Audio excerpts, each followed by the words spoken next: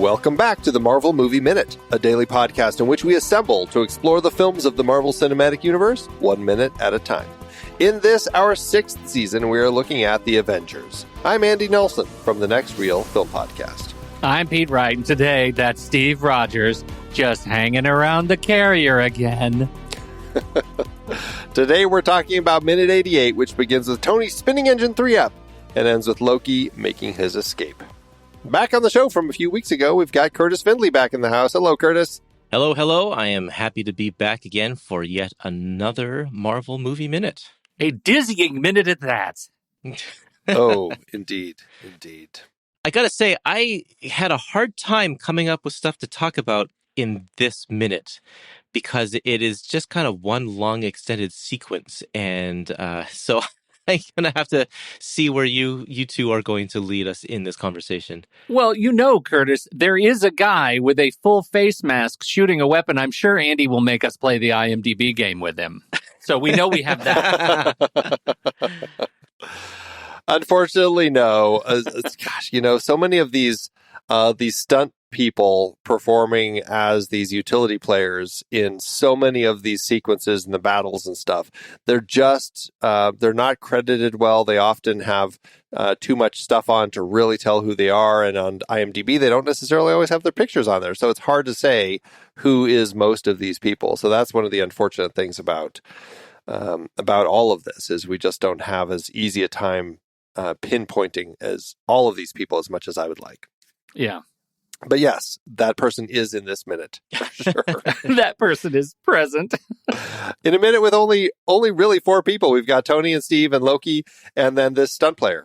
So I want to start off, though, because right away, and we record these out of order as we're doing this season, and so who knows if we've ended up having this conversation. But in Tony's HUD, we actually, like right at the start of this minute, as he is inside the engine spinning it up, we see him struggling, trying to get this thing started up so that this helicarrier doesn't plummet down into New Jersey. But we do have an altimeter, and we see that at the start of this minute, we're at about 12,850 feet up, which is really not very high. And in the scope of what we were talking about, as far as like an aircraft creating that suction effect where it'd pull you out, that sort of thing, or breathability, it's really over 15,000 feet. So I guess it makes sense that they are all able to be fine at this altitude. It's not going to create any problems. It may be hard for Clint to breathe when he's up there walking across the helicarrier deck, but it's, I guess, potentially not entirely unlikely. So just want to clear that up. You got to wonder, though, with those huge propellers that the helicarrier has, if it's really not that high, what kind of effect does it have on the ground below? Like, are the people who are just walking down below like, man, it sure's windy right here, or something like that? Right. Particularly when it is cloaked. Because they look up, it's a clear day. Why is there this one really windy spot right here where I have my dog on his leash and he's blowing away? Even that, you guys, like just looking at the first few seconds of this minute, how are there any clouds below the helicarrier at this altitude? Yeah. Shouldn't it be completely clear space? Like just... Well, not just below them, but the helicarrier would be blowing the clouds away. Yes. Exactly. Yeah. That's funny. I mean, they are very, very low clouds. You can have low clouds, though. You have to wonder if, like, the principal engineers behind the helicarrier look at this thing in action and are like, we're a little misguided on everything that we planned with this thing. It's kind of silly. Oh, well. It's a helicarrier. Is there ever a helicarrier that ever made sense? Of all the helicarriers in the comics, perhaps this one might make the most sense, at least as far as design, but still. Yeah, right. By conceit, it is kind of a silly, very comic booky thing. Yeah. Speaking of HUDs again, though, there's another after we get the altitude shot, when we come back to it and we see Tony, he's spinning the engine and the helicarrier is righting itself. So even though it's still only 3 engines, he is able to kind of get it going. We do see something, and again, I don't know exactly what his percentages are, but it looks like And again, the HUD is a little tricky to read when we're looking at Tony's face because everything is backward. But it looks like it says right unit and then something about power, and it's at a 312%.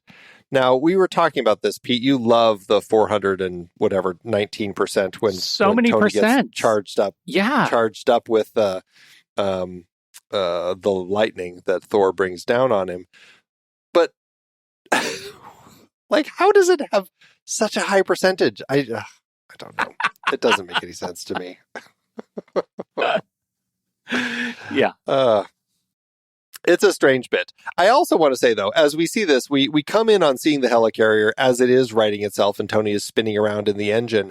All of those, the jets that we have, the Quinjets, all the other aircraft that we have parked on the helicarrier, it's amazing whatever they did to lock all of those vehicles in place. Like, they aren't moving at all. Like, they are doing a great job of staying on the deck and not slipping off. They're giving it 200%, Andy. How many percent? Ugh. You know, going back to the 312. Yeah. Right under, I don't know, if we get to the 14th second, it starts flashing critical velocity underneath. Right. Yeah. So is he going, 300%? Like if his safe top speed of his armor is 100%, now he's going 312%. Right. And he's going way, way too fast. That's the only way the math works. It just seems like such a strange thing to put in here. And the reason it got so confusing was around the overcharge in the minute in the forest fight, right? That and to your point, I mean, obviously 100% has to be a fixed number, and we're just, it's just another way of, writing a fraction with a denominator of 100. So it's fine. But it just seems very confusing for the computer to be it feels arbitrarily calculating percentages for movie percentages and not math. So yeah, I don't know. But that's But you're right. It has to be calculating off of a fixed number that is probably the safe velocity. Well, and what's interesting about this 312% is it has an image next to it that looks like the arc reactor in his chest. Although it says right unit, I still don't know what right unit means next to that. But yeah, the critical velocity propulsion core, something or other thrusters, it does make me wonder, to your point, Kurtis, that what Tony is doing here inside this engine is pushing his abilities well past the point where they're supposed to be, to the point where he's actually operating at 312%. He's at a point where he can't operate anymore, which makes sense because what we see at this point is he actually he can't keep up anymore. Like, now the engine is actually starting to work the way it's supposed to, and it's spinning faster and faster and faster, and it catches him in it. Yep. Which I question how this plays, although in the world of making a movie, sure, why not? He just bounces around under it because he's Iron Man and his suit's fine. But I think there's something really interesting about that whole design element of this person who's trying to help and he just can't.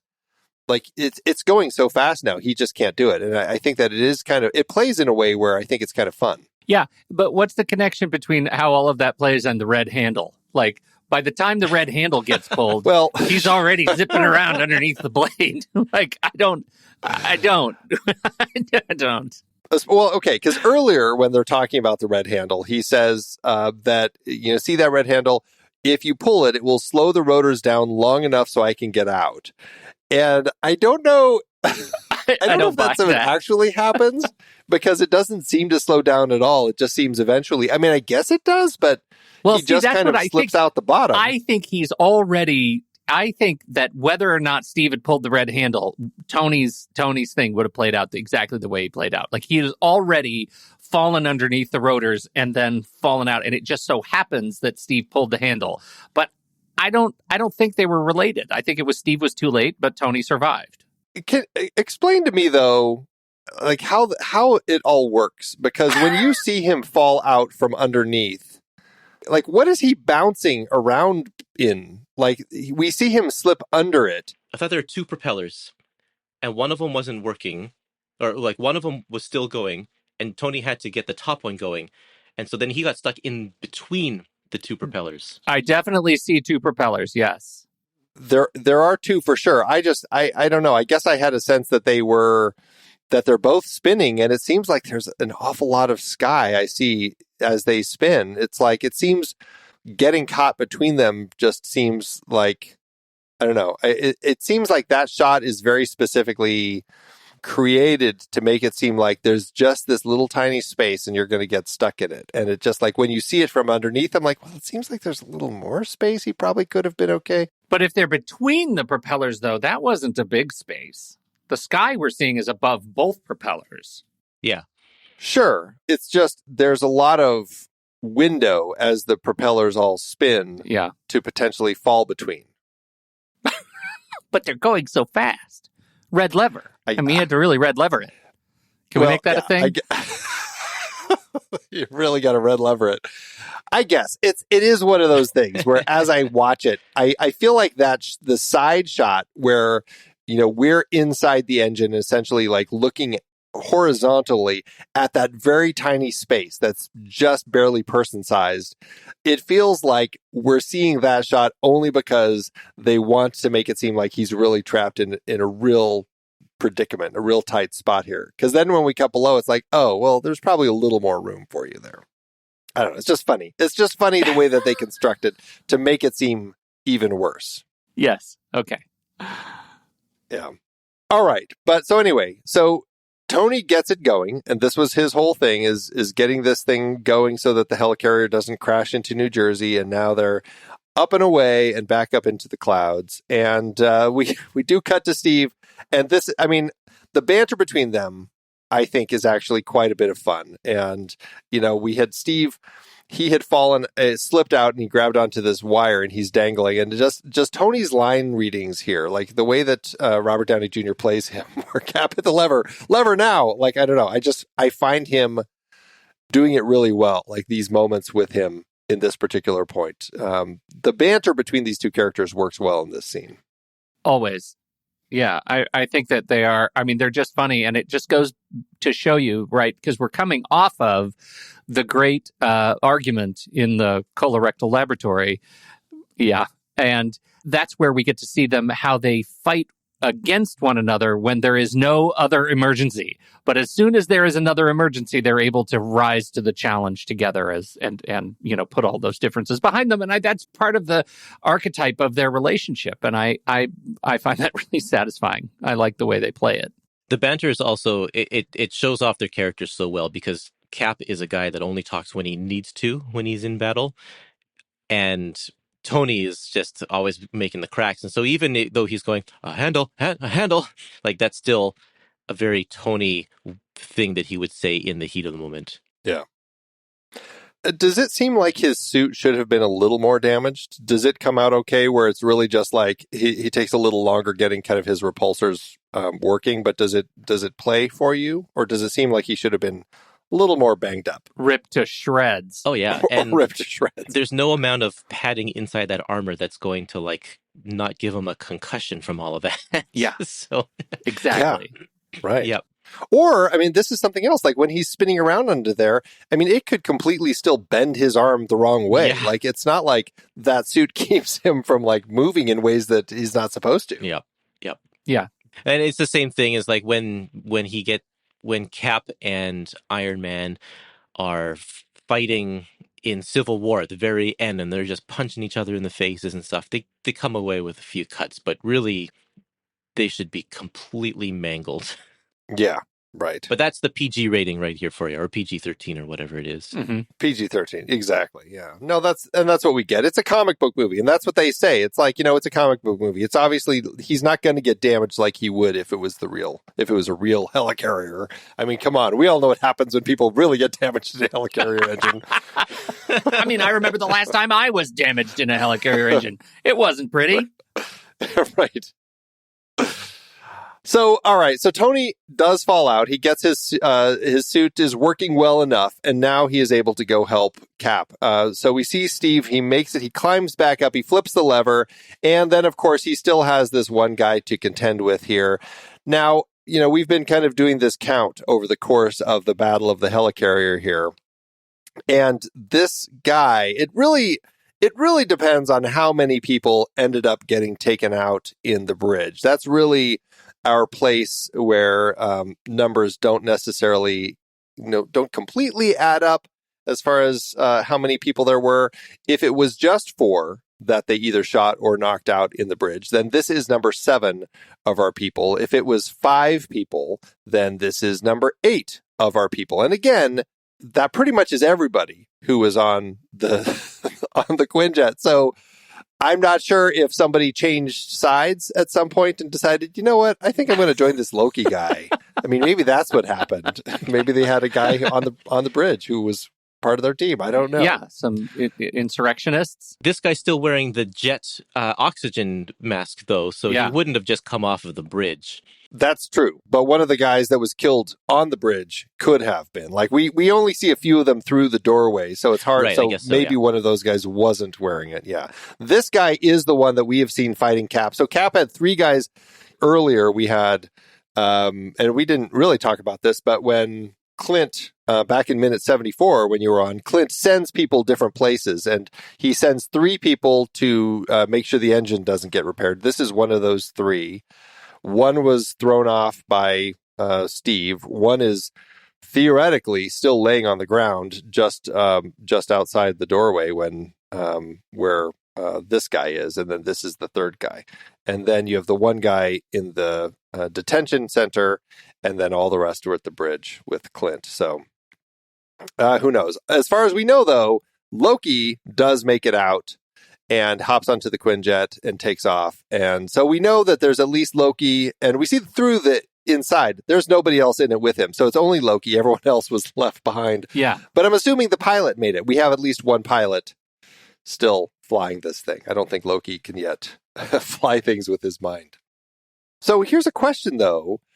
Is Loki concerned that Clint specifically isn't here? You don't think Loki has a look of mourning that his buddy, his best shield buddy, isn't there? Like, as you look at the back of his head, lifting off. The very last shot of his face as he turns, I don't know if I'm seeing, dang it, they got Clint. Yeah. Like, is that regret? Is that what Loki regret looks like? I don't think so. I think in our very next minute, we're going to see him smiling. So not having regret. Yeah.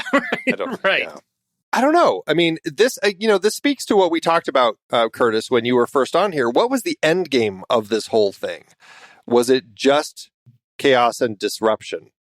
Because, I mean, I don't know. Maybe at this point, Loki got what he needed out of Clint. Yeah, Clint was just fodder, like the rest of them, probably. Yeah, once he got the iridium from the security facility in Stuttgart, maybe that was it.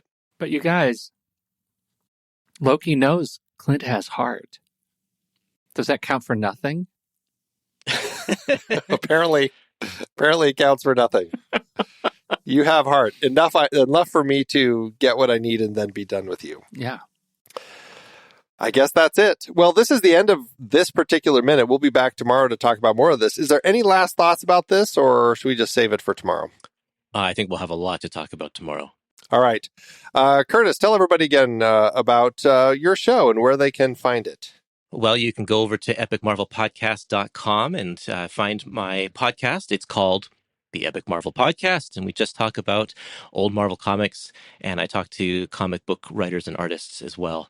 And you can also find me on social media, Facebook, Instagram, Twitter, TikTok, all of those fun places where I talk about comic booky things, mostly Marvel. Just look for either my name or Epic Marvel Podcast. And your name is Kurtis with a K. Oh, yeah. Kurtis with a K. Findlay with a D and an A. There's so many different ways to spell it. But if you do a search, I'm sure you'll find it even if you spell it wrong. Especially if you look up Epic Marvel Podcast. That's a great way to track him down.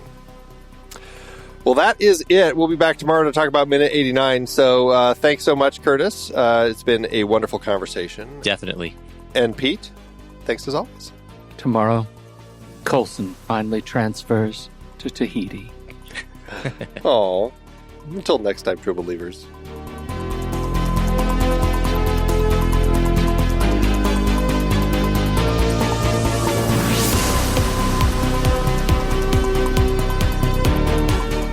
Marvel Movie Minute is a production of True Story FM, engineering by Andy Nelson. This season's music is Message to the World by Anthony Vega, and this season's show art is by Winston Yabo. Find the show at truestory.fm. If your podcast app allows ratings and reviews, please consider doing that for our show.